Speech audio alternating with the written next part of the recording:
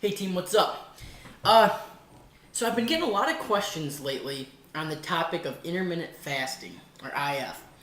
Uh, so basically, I'm just gonna make this video giving my interpretation of it, my feelings of it. It's not gonna be anything in depth. Depending on eh, screw it. I will do an article on this, a blog article, because I just think there's a lot of information about it, and to really lay everything out in video would probably be 15, 20-minute long video, and nobody likes to watch those. So I'm going to keep this one under 5 minutes and then be looking for a detailed blog article on intermittent fasting. So most of you guys are probably familiar with the practical, but if you're not, basically what it is there's a 16-hour fasting period and then an 8-hour feeding period. Now the times are interchangeable, but I think that's what the lean gain guy goes by, and I think that's kind of the standard today. And really, my feelings on it is pretty simple. You can get results with intermittent fasting. I mean, look at the lean gains guy. He has a whole list of testimonials on his site with guys looking ridiculous. I mean, yeah, you can get results, but here's the thing: you can get results doing almost anything. I mean, at the end of the day, these guys are getting results, because they have their calories in check, they have their macronutrient ratios in check, and all this stuff. So the diet itself is good. There's nothing magical about an 8-hour or feeding window or anything like that, and it's not going to make up for a bad diet. I mean, you can't eat like shit with no regards in that 8 hours, but if you fast for 16, there's some magical things. And yeah, there's a lot of literature on it, and we can go into that in the article.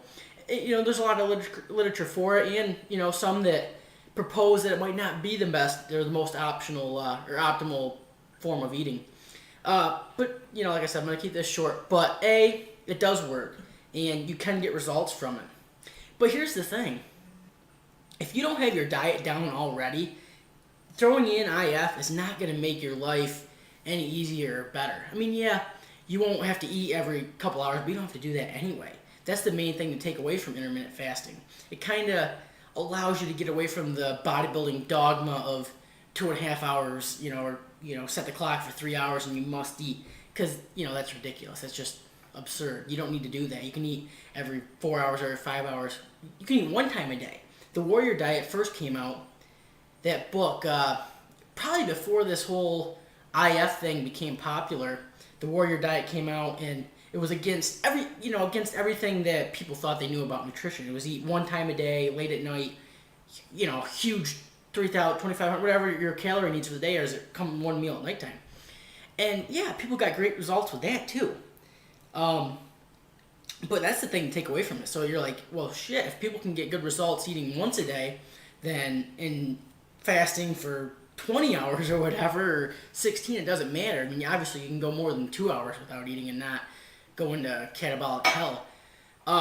So that's another thing. But a lot of these people that come to me with the questions about intermittent fasting, if I ask them simple questions about their diet, they can't answer them. I mean, I can be like, someone will ask me this detailed question about whether intermittent fasting will be better than carb backloading or better than, you name it, diet. But then I'm like, well, where's your diet at right now? How many calories are you taking? What's your, how many grams of protein are you taking?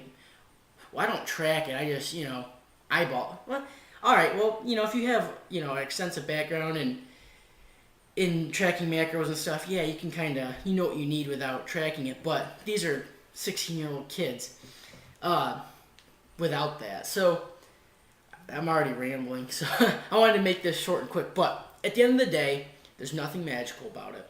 It's 8 hours, an 8-hour feeding window, and that's, 16 hours of fasting. There's a lot of mechanisms involved that make it, the whole idea of it, why it works, and we can get into that in the article. But really, what I want you to take from this is, if you have your diet down, and it's a good diet, if you're eating 4 meals a day, I mean, that's typically what I eat. It's like 4 meals a day, 4 or 5 meals, but really I don't, meal timing isn't necessarily relevant. So if you're eating 4 meals a day, spread out the whole, 24 hours when you're sleeping for 8, so whatever. There's not going to be a lot of difference between that or combining 3 meals in 8 hours. You know what I'm trying to say? It's just, at the end of the day, it comes down to, calories, really, it's number one. I mean, there's more to it, but calories in, calories out, your macronutrient ratio, as long as all that is, in check, you're going to get results. I mean, you can get a result a lot of different ways. So the whole intermittent fasting thing, I just wanted to address it because I've gotten probably 25 emails in the last month on it, and, I just wanted a bunch of people to know my opinion. I do like it. Do I recommend it to clients? No, I don't. I might get, people probably ask me why I don't. I just think it causes more stress for the person than anything else. Yeah, you'll say, well, you don't have to worry about eating. Yeah, you don't. You don't have to worry about eating throughout the day. But me personally, when I get up, within an hour of waking up, I'm hungry. I want to eat. It's going to be more of a stress for me to be like, shit, I can't eat till afternoon or whatever. So set your calories, set your meals, and go from there. So be looking out for the article for it, but I just wanted to shoot this video, and that's that.